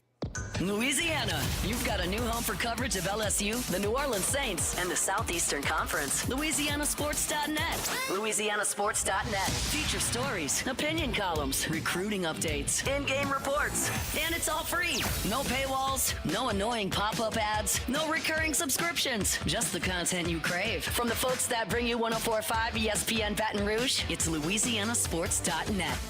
ALS is a progressive and neurodegenerative disease, and we need your help to find a cure. The mission of the ALS Association, Louisiana, Mississippi chapter, is to discover treatments and a cure for ALS, and to serve, advocate for, and empower people affected by ALS to live their lives to the fullest. Whether you are newly diagnosed, a military veteran, a caregiver, or someone looking to learn more about how to navigate living with ALS, they can help. Visit als.org to learn more. That's als.org. 104.5 ESPN, Baton Rouge.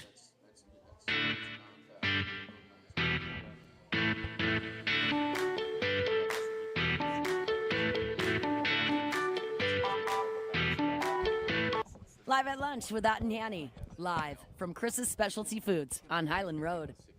And return here at Chris's Live at Lunch. Men's basketball over the weekend in the Southeastern Conference. A couple things I want to get to. Jimmy, first, I don't know what you thought. We watched some of this game together, LSU and Alabama. I didn't think that Alabama was in control, I thought, for most of this game. Absolutely. The game ended up 7 points. I thought Alabama on, what was it, Wednesday night? The double overtime game with Arkansas, Tuesday or Wednesday night? I think it's Wednesday. Wednesday night. Yeah, you got that maximum, man. every basket feels like life or death kind of atmosphere. They ended up coming from behind to win that game. You figured there would be a little bit of a letdown.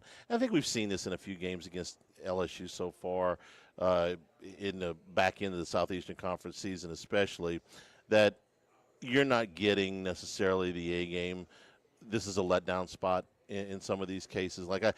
Tennessee, I never thought was as into it when they played Arkansas.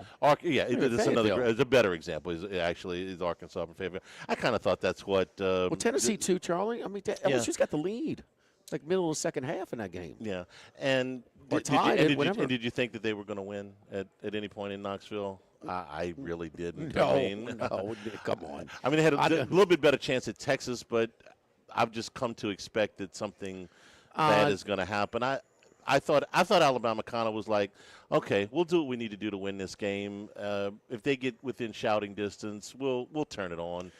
Well, it was a spot, like you said, when you have a double overtime game where the game was just if they went through any lapses in that game, they were going to get left behind.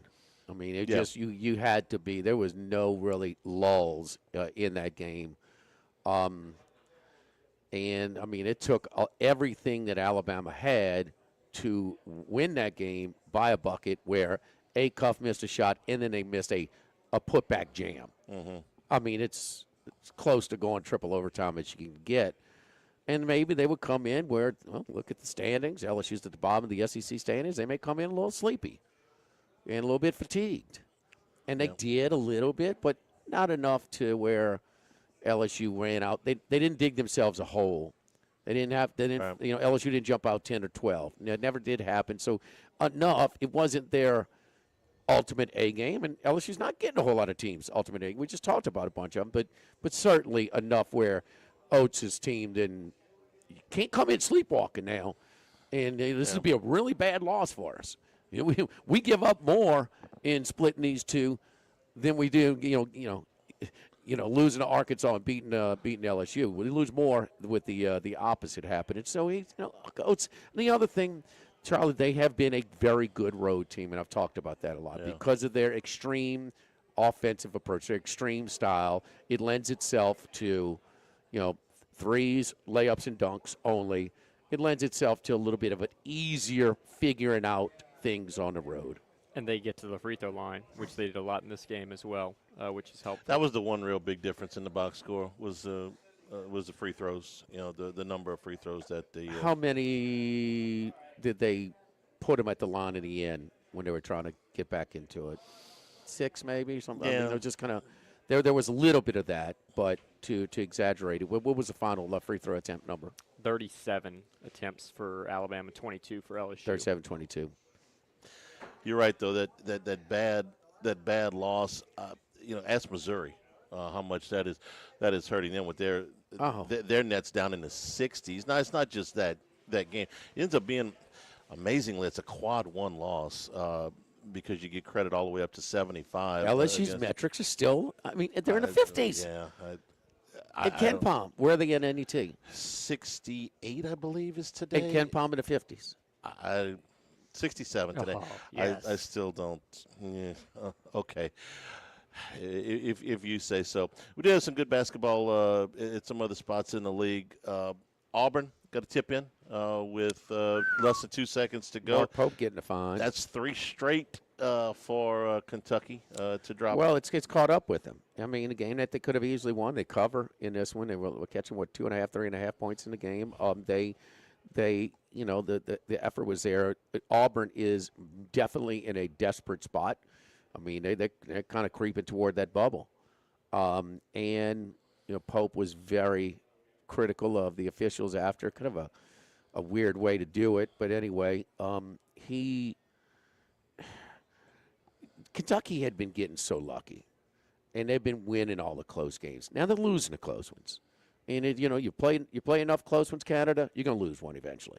So it's kind of just balancing out their – they have, I think, the highest payroll in the league, and their roster just doesn't match. They missed on some guys.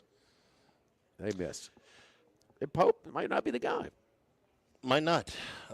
Might not. A&M gets their second straight after they had lost 4 straight. Now, this is against the bottom of the league, Oklahoma and on the road, Ole though. Miss. No, it. So that's kind of where I'm going. They sit again squarely in that bubble range because they have the worst strength of schedule in the league. They're 16 out of 16. So they're still sitting in the 40s at 42 on the net. But they turned around the losing streak at least. We'll see what they're made of. Their next 3 are at Arkansas, Texas, and Kentucky at home. That's a game where you don't get as much.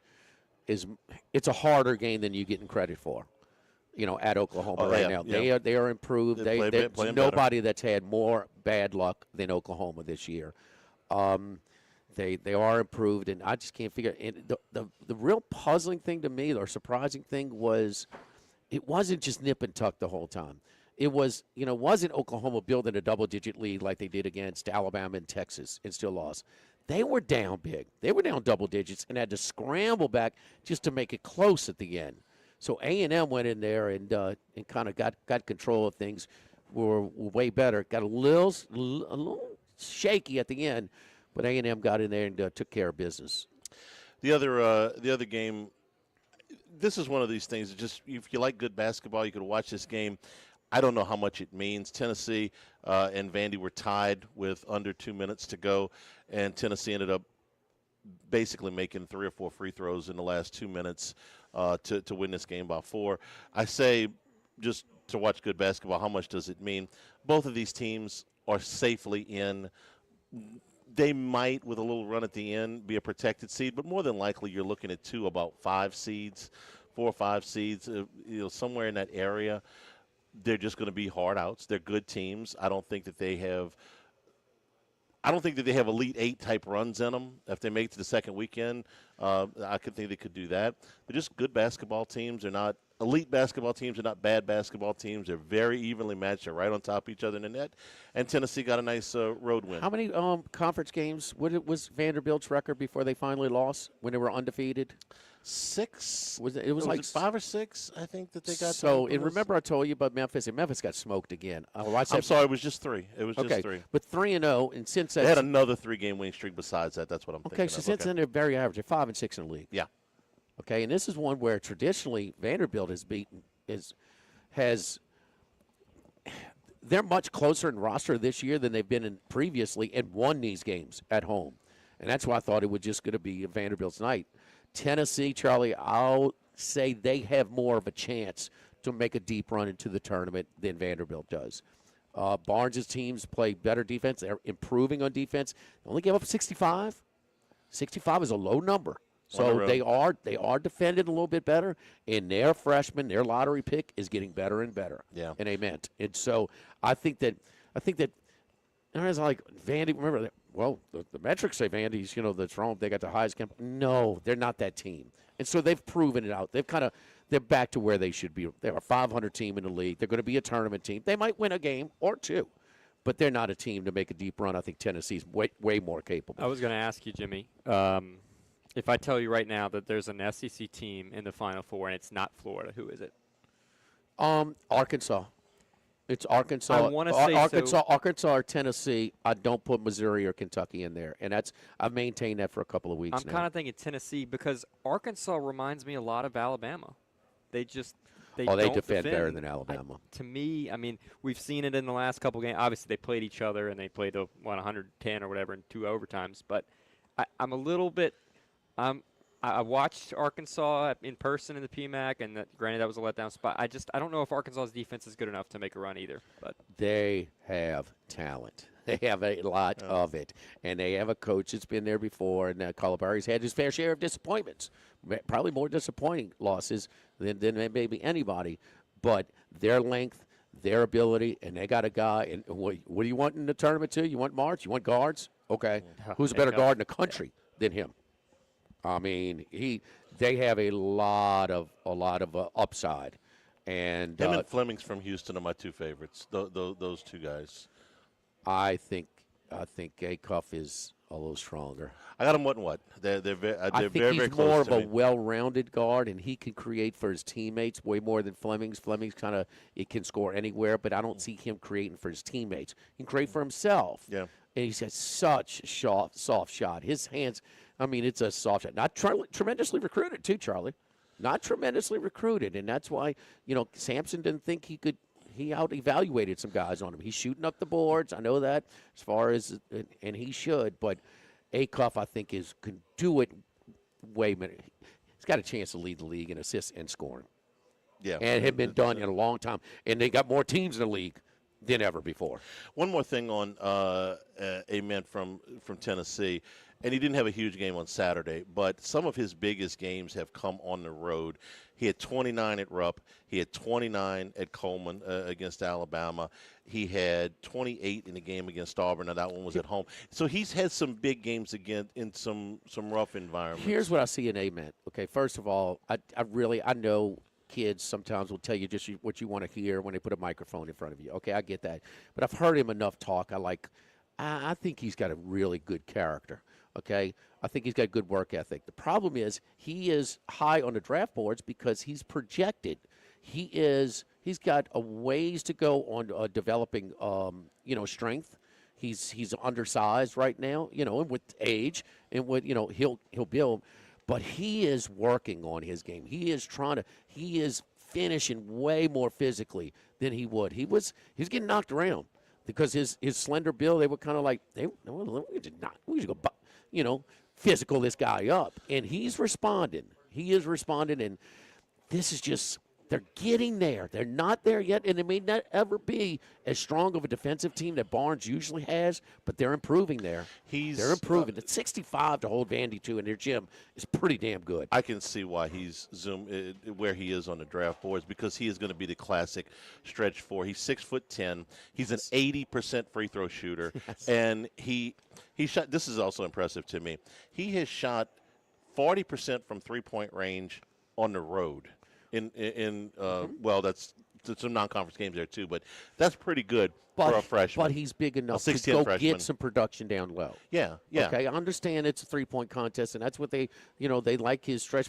But he can, he's throwing some dunks down now in traffic where he just wasn't doing that early and just part wait of the till he season. fills out a little bit. He's 6'10". You know That's what I said. You know what he weighs?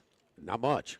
210 pounds. Yeah. Okay. I'll see him. I don't know exactly what he weighs. Wait until he's 25 years old and he weighs 245 pounds. Then you're really gonna have a monster. Don't forget my friends over at Dana Brown at the law offices of O.C. Brown, your law firm for our lifetime. Both Charlie and I have used Dana's team of specialized attorneys for different reasons at different stages of our life. But getting a traffic accident, never fun.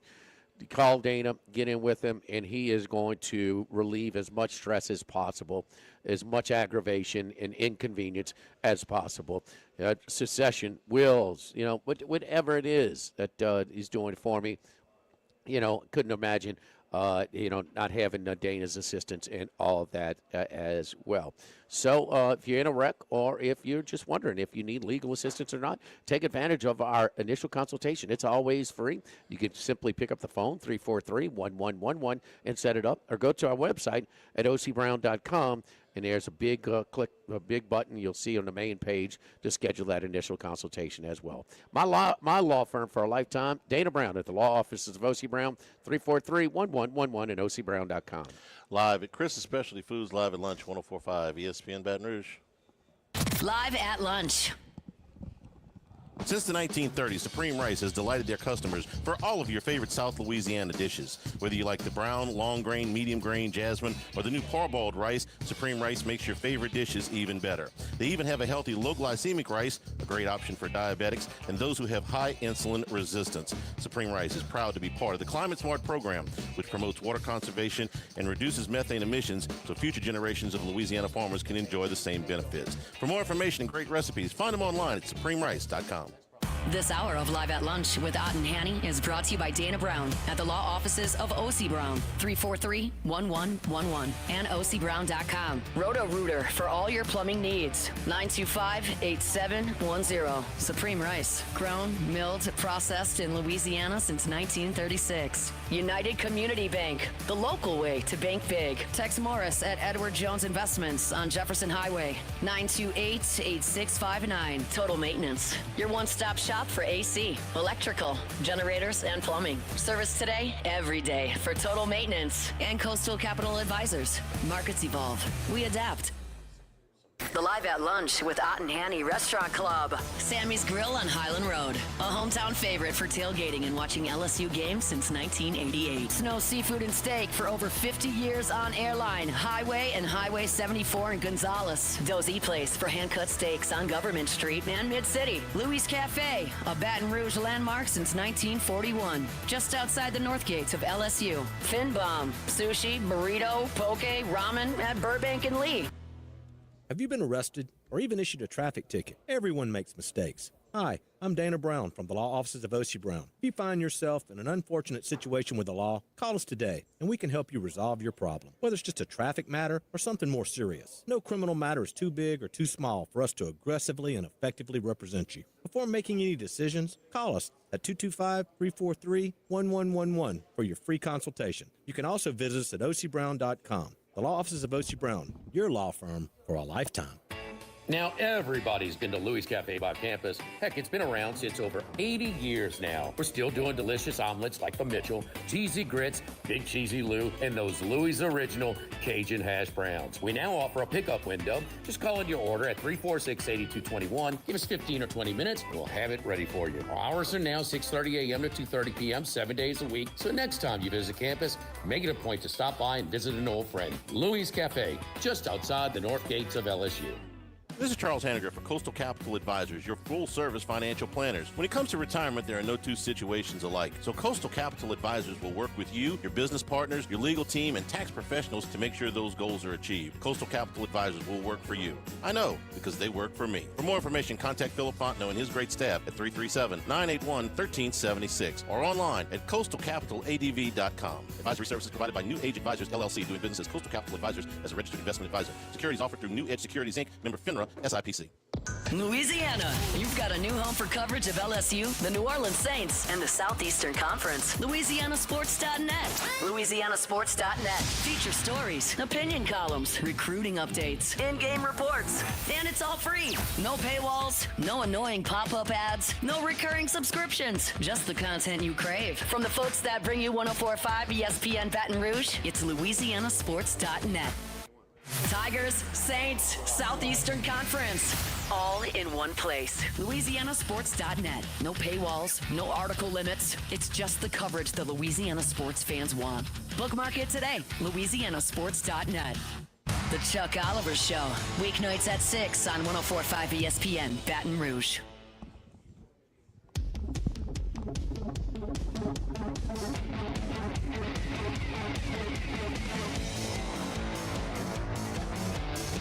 Live at Lunch with Ott and Hanny. Live from Chris's Specialty Foods on Highland Road.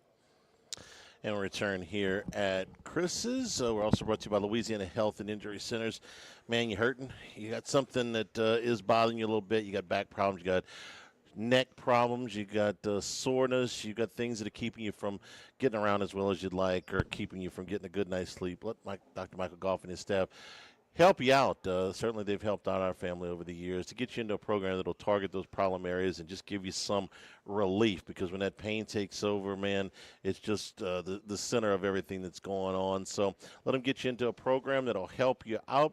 If you do have to graduate from just an exercise and stretching program and an adjustment into a dry needle or electric nerve stimulation, cryo or ultrasound therapy, they can help you out. Airline Highway, Plank Road, Jefferson Highway, near Drusilla, Dr. Michael Goff, Louisiana Health and Injury Centers. A couple of NFL stories that are not at all related as we get into the combine this week, but I wanted your thoughts on both of them, Jimmy. The Falcons put the franchise tag on Kyle Pitts today. I don't know if that even qualifies as a surprise. No, you want to see what the new staff in front office, let them evaluate him for a year. They finally started to throw him the ball. Last year. They. Kirk Cousins did. Yeah, okay.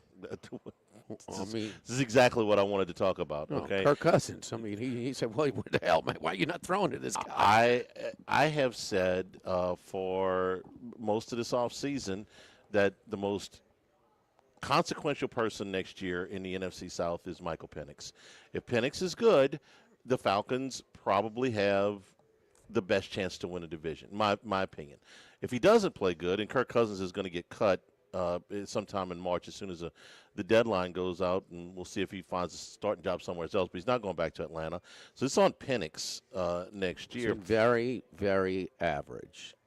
And I don't know if he's very mediocre and injured now.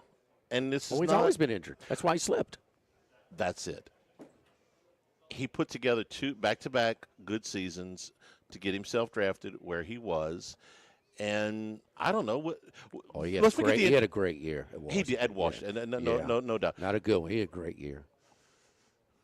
Forget the injuries for just a second. What do you think of him in the NFL when he has played? No, he's average. Mediocre. Okay. I mean, and I'm considering lack of experience. I mean, I'm not jumping. For some reason, it would seem like people. I don't know. I guess he is a good character, but people were pulling for him, and like he would do some very average things, and they were making it out to be that it's like special. I'm like, okay. He's completed 60% of his passes, 12 touchdowns, 6 interceptions. That's through 2 seasons now. Is that good?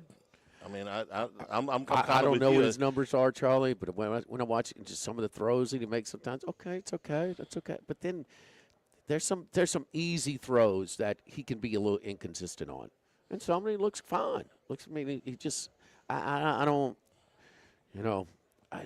I don't. The jury's more than still out on him. Pitts' numbers, his targets, from 59 to 74 to 90 to last year 118. So just to put that in perspective, they threw him the ball more than Drake London last year, who was also a top 10 pick. And I think most people would tell you now London missed 5 games. Okay, so that's the big. You hit that breakdown as far as when Cousins played and when Penix played? I don't have that in front of me, but because it's you're right. It's like triple. Yes. So I guess the point is if you're going to use Kyle Pitts, then that's fine. They haven't always. He's still only 25 years old. I mean, it seems like he's been in the league longer than that. Now, Pitts has been his own worst enemy in a lot of stuff. He's very immature, very like a lot of Falcons people that cover the Falcons like just not. They say the quarterback doesn't know what route he's running. This and that. Yeah. And well, I mean, Cousins went in there and knew what route he was running, so it was just. He has not been the most professional or not been putting in the work. The talent is there. He is a matchup headache. I mean, a guy that size who's maybe listed as tight end, but he's got receiver skills. He's just that freaking big. No, it's what do we say? Guys at that size can do things and a lot of people can't. Yeah. And so the talent is there, but the lack of commitment and he's been his own worst enemy in some of this. It had just been Penix, not finding him. The other story, you ain't gonna like this at all. I certainly didn't. Competition co-chair Rich McKay said yesterday they are not anticipating an attempt to ban the tush push this year. Come on, man! Come on! I told you weren't gonna like it. We gotta watch this another year. There's no team proposal that I've seen from it. Is what McKay said yesterday. So I wouldn't envision it, but you never know. So somebody's got to put this up. I know. And look, Green Bay got called out for it when as being one of the teams, and so maybe those teams that did put up for it aren't going to do it again. They don't have. They don't have the worth vote. They don't have the votes. If they had the votes, they'd put it up. I think. I just don't know why they don't have the votes. I think they would have the votes. I think they would have the votes. I think that because it was publicized and say you're Green Bay. Well, I'm going to do this again. It didn't get voted, and we get villainized on it. Why? No, get villainized for nothing. Hell with it. No, just screw it. Just leave it in now. That's what they're going to do. I think the votes would be in. I don't think. Well, I think they have the votes. I don't think it. I don't think it helps the game at all. We're pretty in lockstep on that. We don't like this, but looks like it's coming back for another year. At least another year. Got to wait for Sirianni to get fired, probably, because he's got this cabal of his former coaches who won't vote against it. He's got that much sway, huh? I don't know. I mean, why are they trying to help him now? They don't coach for him anymore. They all voted that way. Some of those guys might see Philadelphia in the playoffs or the Super Bowl. You think they want to see Jalen Hurts doing that thing? Wow. Look, man, I understand you used to be with the guy, but you work for somebody else now. Anyway, looks like the tush push is coming back. That's it. Live at Chris's Specialty Foods, live at lunch, 104.5 ESPN Baton Rouge. Live at lunch. 1950, Phil's Oyster Bar started on Government Street. Then Gus Piazza took over in the 70s, and now his son Anthony is taking it to another level. You were dozed last week, right? Yes. Yeah, okay. All right, Jordan, whenever you're ready. It's rolling. Join us for the Tuesday edition of Live at Lunch from Mike Anderson Seafood, Wesley at Nicholson. Andy Isco joins us from Las Vegas, and we do first class, second class, no class. Live at Lunch from Mike Anderson's 11 a.m. Tuesday on 104.5 ESPN Baton Rouge. Tailgating and watching LSU games in a casual atmosphere with the friendliest service. Right now, we're boiling crawfish 7 days a week, Monday through Friday. First batch comes out at 5 p.m., weekends at noon. Sammy serves a wide mix of authentic Louisiana food prepared to order with the best ingredients available. Fresh Louisiana seafood, Cajun favorites, burgers, and po' boys, all built from scratch. Our kids' menu and popular appetizers are sure to please the pickiest of eaters. Sammy's Grill on Highland Road near Starring since 1988. Do you know what you would do if you were in a car wreck? It's easy to panic when you or someone you care about is hurt in an accident. Who will pay the medical bills? Who will pay the car repair? Who will deal with the insurance companies for you? Protect your rights. You need someone you can trust. Call the law offices of O.C. Brown at 343-1111. The law offices of O.C. Brown will handle everything for you.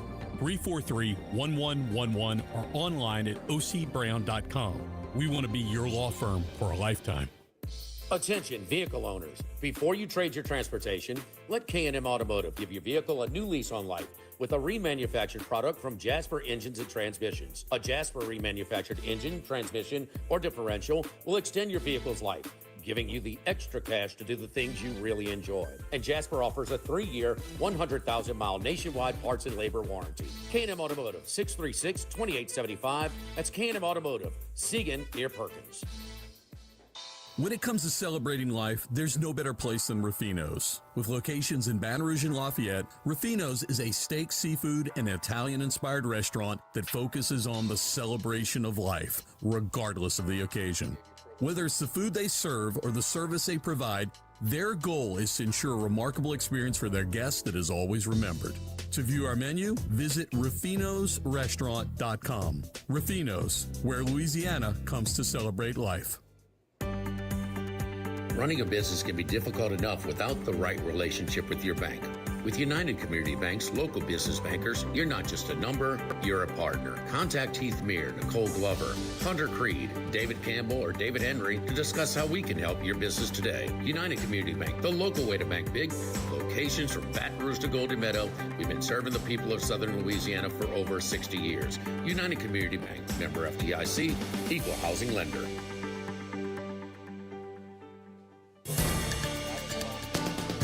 With all of the financial headlines, are you worried if your retirement savings will last? The market's ups and downs can keep you guessing, especially if you're approaching retirement or considering it. If you have more questions and answers about what's next, let's work together to help ensure you're prepared for your journey. After all, retirement isn't the end of the trek, it's a new beginning. Stop by your local Edward Jones advisor. Tex Morris on Jefferson. Edward Jones, member SIPC. ALS is a progressive and neurodegenerative disease, and we need your help to find a cure. The mission of the ALS Association, Louisiana, Mississippi chapter, is to discover treatments and a cure for ALS, and to serve, advocate for, and empower people affected by ALS to live their lives to the fullest. Whether you are newly diagnosed, a military veteran, a caregiver, or someone looking to learn more about how to navigate living with ALS, they can help. Visit als.org to learn more. That's als.org.